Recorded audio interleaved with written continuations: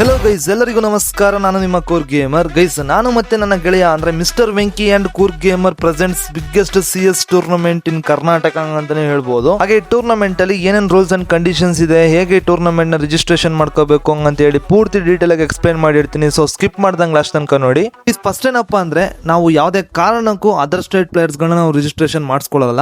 Only Karnataka players ಗಳನ್ನ ಮಾತ್ರ ನಾವು ರಿಜಿಸ್ಟ್ರೇಷನ್ ಮಾಡಿಸ್ಕೊಳ್ತೀವಿ. ಯಾಕೆ ಅಂದ್ರೆ ನಮ್ಮ ಕರ್ನಾಟಕದಲ್ಲಿ ಎಷ್ಟೋ ಟ್ಯಾಲೆಂಟೆಡ್ ಪ್ಲೇಯರ್ಸ್ ಇದಾರೆ. ಅವರ ಪ್ರತಿಭೆನ ತೋರ್ಸಕ್ಕೆ ಇದೊಂದು ಒಳ್ಳೆ ಪ್ಲಾಟ್ಫಾರ್ಮ್ ನ ನಾವು ಈ ಟೂರ್ನಮೆಂಟ್ ಮುಖಾಂತರ ನಾವು ಕ್ರಿಯೇಟ್ ಮಾಡಿ ಕೊಡ್ತಾ ಇದೀವಿ. ಸೊ ಅದಕ್ಕೋಸ್ಕರ ಯಾವುದೇ ಕಾರಣಕ್ಕೂ ಅದರ್ ಸ್ಟೇಟ್ ಪ್ಲೇಯರ್ಸ್ ಗಳನ್ನ ನಾವು ಅಲೋ ಮಾಡಲ್ಲ. ಹಾಗೆ ಮುಖ್ಯವಾಗಿ ಈ ಟೂರ್ನಮೆಂಟ್ ಅಲ್ಲಿ ಎಲ್ಲಾ ಮ್ಯಾಚಸ್ ಲೈವ್ ಸ್ಟ್ರೀಮ್ ಅಲ್ಲೇ ನಡೆಯುತ್ತೆ. ಒಂದು ಮಿಸ್ಟರ್ ವೆಂಕಿ ಯೂಟ್ಯೂಬ್ ಚಾನಲ್, ಇನ್ನೊಂದು ನಮ್ಮ ಚಾನಲ್ ಅಲ್ಲೇ ನಡೆಯುತ್ತೆ. So mister Venky YouTube channel ನ ಯಾರೆಲ್ಲ ಸಬ್ಸ್ಕ್ರೈಬ್ ಮಾಡಿಲ್ಲ ಅಂದ್ರೆ ಡಿಸ್ಕ್ರಿಪ್ಷನ್ ಲಿಂಕ್ ಇರುತ್ತೆ, ಹೋಗಿ ಚಾನಲ್ ಸಬ್ಸ್ಕ್ರೈಬ್ ಮಾಡಿ ಇಟ್ಕೊಳ್ಳಿ.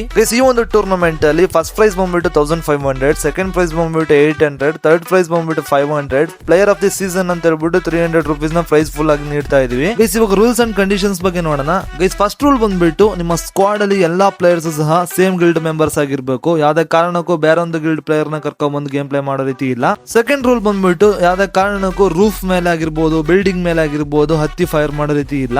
ಅಂದ್ರೆ ಆಗೇನಾದ್ರು ಮಾಡಿದ್ರೆ ನಾವು ಸ್ಟ್ರೈಟ್ ಆಗಿ ಡಿಸ್ಕ್ವಾಲಿಫೈ ಮಾಡ್ಬಿಡ್ತೀವಿ. ಮತ್ತೆ ನಿಮ್ಗೆ ಇದೊಂದು ಡೌಟ್ ಇರುತ್ತೆ, ಅಂದ್ರೆ ಅಬ್ಸರ್ವೇಟರಿ ನಿಮ್ಗೆ ಸ್ಕ್ರೀನ್ ಅಲ್ಲಿ ಸಮೇತ ತೋರಿಸ್ತೀನಿ.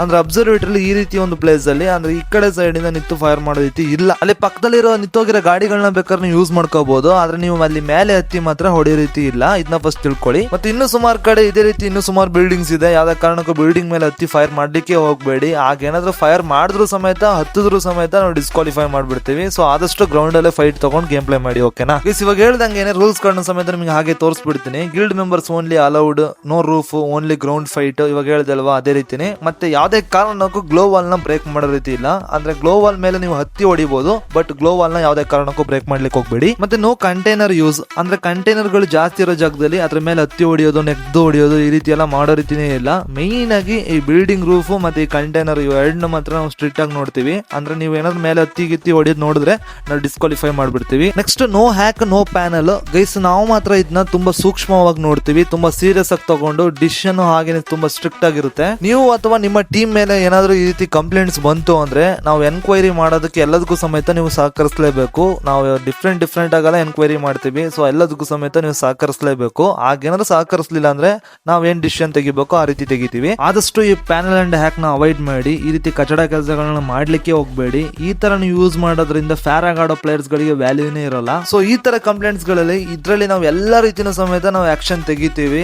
ಸೊ ಫೈನಲ್ ಆಗಿ ಆಡಿಯನ್ಸ್ ಗೆ ನಮ್ಮ ಮೇಲೆ ಟ್ರಸ್ಟ್ ಬರಬೇಕು ಅಷ್ಟೇ. ಆ ಟ್ರಸ್ಟ್ ಬರೋಂತ ಕೆಲಸನ ನಾವು ಈ ಟೂರ್ನಮೆಂಟ್ ಮುಖಾಂತರ ನಾವು ನಡೆಸಿ ತೋರಿಸ್ತೀವಿ ಹಂಗಂತ ನಂಬಿಕೆ ನಮಗಿದೆ. ಮತ್ತೆ ಎಲ್ಲಾ ಪ್ಲೇಯರ್ಸ್ ಲೆವೆಲ್ ಅಬೌವ್ 55 ಮೇಲೆನೆ ಇರಬೇಕು. ಮತ್ತೆ ನೋ PC ಪ್ಲೇಯರ್ಸ್ ಯಾವುದೇ ಕಾರಣಕ್ಕೂ ನಾವು ಅಲೋ ಮಾಡಲ್ಲ. ಮತ್ತೆ ಗನ್ ಆಟ್ರಿಬ್ಯೂಟ್ ನೋ ಇರುತ್ತೆ, ಕ್ಯಾರೆಕ್ಟರ್ ಸ್ಕಿಲ್ ನೋ ಇರುತ್ತೆ. ಮತ್ತೆ ಫೈನಲ್ ಆಗಿ ರೂಲ್ ಬ್ರೇಕ್ ಮಾಡೋ ಟೀಮ್ ನ ಇಮಿಡಿಯೇಟ್ಲಿ ಡಿಸ್ಕ್ವಾಲಿಫೈ ಮಾಡ್ತೀವಿ. ಮತ್ತೆ ಡಿಸಿಷನ್ ಸಮೇತ ಸ್ಟ್ರಿಕ್ಟ್ ಆಗಿರುತ್ತೆ, ಓಕೆನಾ? ಮತ್ತೆ ಯಾವುದೇ ಕಾರಣಕ್ಕೂ ರೀ ಎಂಟ್ರಿ ಇರಲ್ಲ, ಅದೊಂದು ಹೇಳ್ಬಿಡ್ತೀನಿ. ಸೊ ಇದೆಲ್ಲ ನಿಮಗೆ ಅರ್ಥ ಆಯ್ತು ಅಂತ ಅನ್ಕೊಳ್ತೀನಿ. ಸೊ ಫೈನಲ್ ರಿಜಿಸ್ಟ್ರೇಷನ್ ಹೇಗೆ ಮಾಡ್ಕೋಬೇಕು ಅಂತ ಹೇಳ್ತೀನಿ. ಗೈಸ್, ಎಂಟ್ರಿ ಫೀಸ್ ಬಂದ್ಬಿಟ್ಟು 100 rupees ಇರುತ್ತೆ. ಯಾವುದೇ ಕಾರಣಕ್ಕೂ ರೀಫಂಡ್ ಮಾಡಲ್ಲ. ಹಾಗೆ ಎಂಟ್ರಿ ಫೀಸ್ ಪೇಮೆಂಟ್ ಮಾಡಿರೋ ಸ್ಕ್ರೀನ್ ಶಾಟ್ ಮತ್ತೆ ನಿಮ್ಮ ಟೀಮ್ ಲೋಗೋ ಎರಡೂ ಸಮೇತ ನಿಮಗೆ ಸ್ಕ್ರೀನ್ ಅಲ್ಲಿ ಕಾಣಿಸ್ತಿದೆ ನೋಡಿ. ನಂಬರ್ಸ್ ಅಂಡ್ ಇನ್ಸ್ಟಾಗ್ರಾಮ್ ID ಯಾವ್ದಕ್ಕಾದ್ರೂ ನೀವು ಕಳಿಸ್ಕೊಟ್ಬಿಟ್ಟು ನಿಮ್ಮ ಟೀಮ್ ನೇಮ್ ನ ಹೇಳಿ ಟೀಮ್ ನ ರಿಜಿಸ್ಟ್ರೇಷನ್ ಮಾಡ್ಕೊಳ್ಳಿ. ಸೊ ಆಸಕ್ತಿ ಇರೋರು ಎಲ್ಲರೂ ಸಮೇತ ರಿಜಿಸ್ಟ್ರೇಷನ್ ಮಾಡ್ಕೊಳ್ಳಿ. ಮತ್ತೆ ನಿಮ್ಮ ಫ್ರೆಂಡ್ಸ್ ಗಳಿಗೂ ಶೇರ್ ಮಾಡಿ, ಅವರು ಸಮೇತ ನೋಡಿ ರಿಜಿಸ್ಟ್ರೇಷನ್ ಮಾಡ್ಕೊಳ್ಳಿ.